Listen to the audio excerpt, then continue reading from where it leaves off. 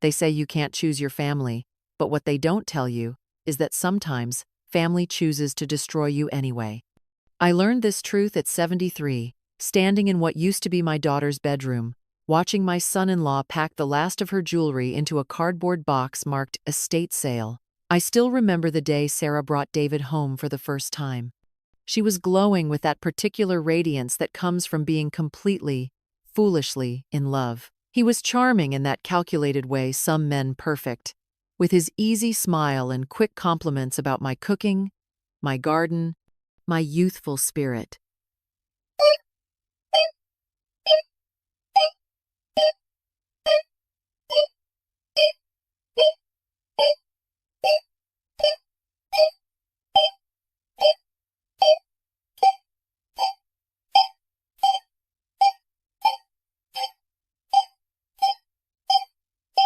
Something in his eyes reminded me of a cat. I should have trusted that instinct. Sarah had always been my dreamer, my gentle soul who saw the best in everyone. After her father died when she was 12, it was just the two of us against the world.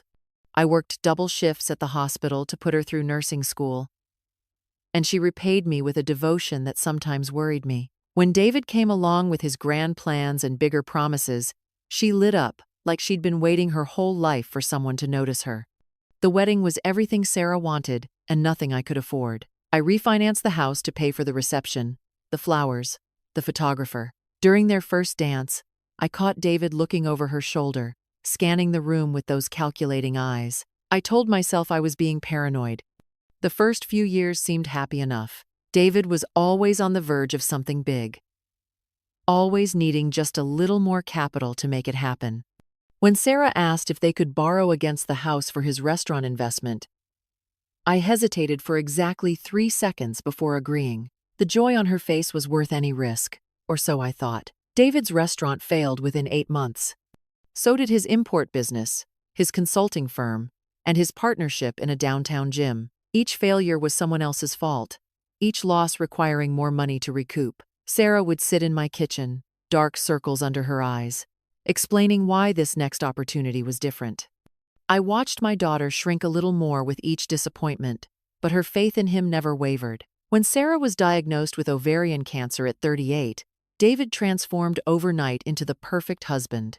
He accompanied her to every appointment, held her hand through chemotherapy, and spoke eloquently about their battle against the disease. But I noticed other things too. How he managed their finances while she was too sick to pay attention. How he encouraged her to update her will. How he subtly discouraged her from discussing estate planning with me. 3 months before Sarah died, she asked me to witness her signing some papers. David had spread documents across the kitchen table, explaining how they were just updating insurance beneficiaries. Sarah signed where he pointed, trusting and tired. I should have read those papers more carefully. I should have insisted she talk to a lawyer without David present. Sarah passed on a Tuesday morning in October, holding my hand in David's.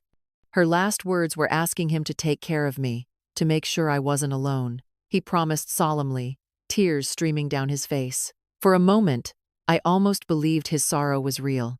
The funeral was beautiful and expensive. David spared no cost, playing the grieving widower flawlessly. I was too numb with grief to pay attention to the practicalities. Too devastated to notice how quickly he was making decisions without consulting me.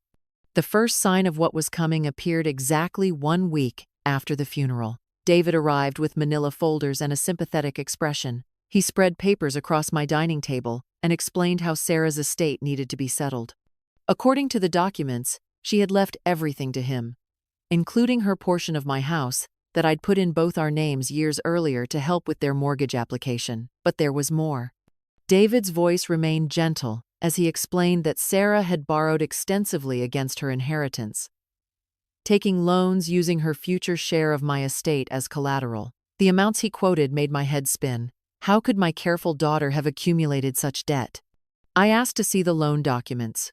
David's expression flickered for just an instant, something cold crossing his features before the sympathetic mask snapped back. He'd left those papers at home, he said, but would bring them tomorrow. The next morning, David returned with a different story. He'd consulted with his lawyer, who explained that Sarah had guaranteed several business loans for David's ventures. These guarantees were now being called due, and the amounts were staggering. Something in his tone finally penetrated my grief-fogged brain. I asked to see everything, to go through each paper with my own lawyer present. David's face tightened. There wasn't time, he said. The creditors were demanding immediate payment. That night, I called Sarah's best friend Lisa, a paralegal. Through her contacts, Lisa discovered that most of these supposed debts had been incurred in the final 6 months of Sarah's life, when she was barely conscious from medication. David had systematically used Sarah's illness and his power of attorney to mortgage our family's entire future. My daughter hadn't been responsible for these debts. She'd been victimized by them, manipulated by a man who'd spent years positioning himself to steal everything the moment she was too sick to stop him. The papers I'd witnessed her signing weren't insurance updates. They were loan applications that gave David complete control over her estate. 3 weeks after Sarah's funeral, David informed me that the house would need to be sold to satisfy the estate's obligations. He delivered this news with apparent reluctance, sitting in my living room with the same sympathetic expression. I looked around the room where I'd rocked Sarah as a baby, where she'd played and brought friends for sleepovers. The thought of David profiting from the sale of my home filled me with a rage so pure it surprised me. For the first time in weeks, my mind felt completely clear. I told David I needed time to think. He agreed with apparent generosity, but his eyes held a satisfaction he couldn't quite hide. That weekend, I drove to the best law office I could find and explained my situation to Margaret Chen, the sharpest attorney I could afford. Within 3 days, Margaret had uncovered what I'd suspected. The majority of David's supposed debts were fraudulent, created through forged documents. Sarah's signatures on recent paperwork were obvious forgeries. Most damning, David had been systematically draining accounts weeks before Sarah died. Margaret filed emergency motions to freeze the estate and prevent asset sales. She reported the fraudulent loans to banking authorities and submitted evidence of forgery to the district attorney. Within a week, David's house of cards began tumbling down, but David didn't go quietly. The sympathetic widower mask disappeared, replaced by something ugly and vindictive. He claimed I was a bitter old woman trying to steal from my daughter's estate.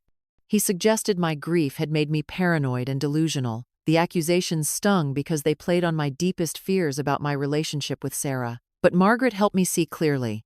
She showed me documentation of David's pattern with previous relationships, evidence that this wasn't his first attempt at financial manipulation. She walked me through the timeline, proving that Sarah's supposed financial irresponsibility began only after David gained access to her accounts. The legal proceedings took 8 months to resolve. During that time, David hired attorneys and fought every motion, painting himself as the victim of a vindictive mother-in-law's delusions. The emotional toll was enormous. There were days when I questioned everything, when David's lawyers made me feel small and confused.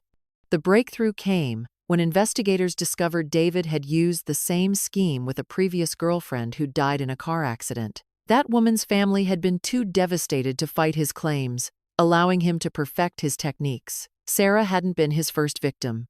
When criminal charges were filed, David accepted a plea bargain requiring full restitution and 2 years in prison. More importantly, Sarah's true will was honored, the one written 3 years before her death, when she was healthy and thinking clearly. That will left everything to me. The house was mine again. Sarah's savings were restored. The life insurance was paid to its proper beneficiary. For the first time since her death, I could breathe without drowning in legal quicksand. But the financial victory couldn't address the deeper damage David had inflicted. He'd stolen more than money. He'd poisoned my memories of Sarah's final months and shattered my faith in basic human decency. The first few months after the legal resolution were almost as difficult as the fight itself. I'd won, but victory felt hollow. In the silence of my empty house, Sarah was still gone. I'd reclaimed my material losses, but the emotional devastation remained. Grief counseling helped, but slowly. Dr. Williams was patient with my anger, my guilt, my desperate need to somehow go back and protect Sarah. She helped me understand that my fury at David was really fury at my own helplessness. The turning point came almost a year later. I was going through Sarah's belongings when I found a Mother's Day letter she'd written years earlier. In it, she thanked me for teaching her to be independent, for showing her that women could be strong and complete on their own. Reading her words, I realized I'd forgotten something important Sarah had told me when she got engaged. She'd said she wanted to marry David, but never wanted to need him the way some women needed their husbands. She wanted to choose love, not depend on it for survival. David had stolen that choice from her, but he hadn't stolen the strength she'd inherited from me. Understanding this transformed my grief. Instead of feeling guilty for failing to protect Sarah, I began feeling proud of the strength she'd maintained, even while being victimized. The money from Sarah's estate gave me options I'd never had before. But more importantly, I had the freedom to choose how to spend whatever years remained to me. I started volunteering with an organization that helped elderly victims of financial fraud, sharing my story to help others recognize warning signs I'd missed. It was painful at first, but gradually, it became empowering to turn my experience into protection for others. Mrs. Patterson was the first person I helped directly. Her grandson had been stealing from her accounts, using her love as a weapon against her financial security. I sat with her through legal proceedings, held her hand when she testified, and celebrated when justice was served. Watching her reclaim her strength reminded me of my own journey from victim to survivor to advocate. The work became my purpose, the way I honored Sarah's memory and transformed my pain into something useful. Every elderly person I helped navigate the legal system felt like a victory, not just for them, but for Sarah and me as well. 2 years after David's conviction, I received a letter from him in prison. He was scheduled for release and wanted to apologize, claiming he'd never meant for things to go so far. Reading his words, I recognized the same calculated manipulation he'd used when Sarah was dying. I wrote back once, briefly. I told him his apology was meaningless because it was motivated by self-interest. I explained that I'd found peace through helping others avoid the trap he'd set for my family. Most importantly, I made clear that any attempt to contact me again would be reported to authorities. It felt good to set that boundary clearly, to communicate strength rather than vulnerability. The woman who wrote that letter was not the same confused, grieving mother-in-law David had manipulated so easily. My house feels like home again. I've redecorated Sarah's old room as a home office, where I coordinate victim advocacy work. The kitchen has been renovated and is once again a place where I cook for friends and host planning meetings. The dining room where David spread his lies is now where I teach financial literacy classes for seniors. Last month, I received a letter from Sarah's nursing school asking if I'd like to establish a scholarship in her memory. The settlement money made this possible, and it felt like the perfect way to honor what Sarah valued: helping others, independence, and strength to overcome difficult circumstances. I'm 75 now, healthier and happier than I've been in years. The legal victory over David was important, but it was only the beginning of reclaiming my life. The real triumph has been learning to trust myself again and finding meaning in protecting others. Sometimes people ask if I've forgiven David. The question assumes forgiveness is something I owe him, but I've learned that forgiveness is a choice, not an obligation, and some actions are simply unforgivable. What I have done is release the anger that was poisoning my happiness. The woman I am now bears little resemblance to the confused, intimidated widow David tried to manipulate. That woman was vulnerable because she was isolated in grief and too polite to question behavior that felt wrong. The woman I've become is educated about elder abuse, surrounded by advocates and friends, and completely comfortable with being difficult when the situation requires it. My life has room for joy again. I travel with other active seniors, take art classes, and maintain a garden that produces more vegetables than I can eat. My home is a place of abundance rather than loss, generosity rather than fear. The advocacy work continues to evolve. We've helped pass legislation strengthening protections for vulnerable adults and created support networks for families dealing with predatory relatives. Each success feels like a memorial to Sarah. Today marks exactly 4 years since Sarah passed away. Instead of spending the anniversary in grief, I'm hosting a fundraising dinner for the victim advocacy organization. cooking for 50 people in the kitchen where I once sat helplessly listening to David's lies. David stole many things from my daughter and me, but he couldn't steal everything. He couldn't take away the love between us, the values Sarah learned, or the strength that was always there, waiting to emerge. He couldn't destroy the community that rallied around me when I found the courage to fight back. Most importantly, he couldn't steal my future. At 75, I'm building something meaningful that will outlast both David's crimes and my own mortality. The scholarship fund will help students long after I'm gone. The advocacy organization will protect families not yet born. This isn't the life I planned when Sarah was small, and I imagined growing old as a beloved grandmother. But it's a life I've chosen consciously, built deliberately from the ashes of the life David tried to destroy. I sleep peacefully now, in the house I nearly lost, protected by my own knowledge and strength, and a community of people who value justice over politeness. Tomorrow I'll continue the work Sarah would be proud of, in the home we built together, with the security her memory helped me fight to preserve. The story David thought he was writing, of a foolish old woman, easily parted from her money, ended very differently than he intended. This story belongs to me now, and to Sarah, and to every person who refuses to let predators win, simply because they're charming or family. We are stronger than they know, and we will not be silent victims. This is my story now, and it ends with triumph.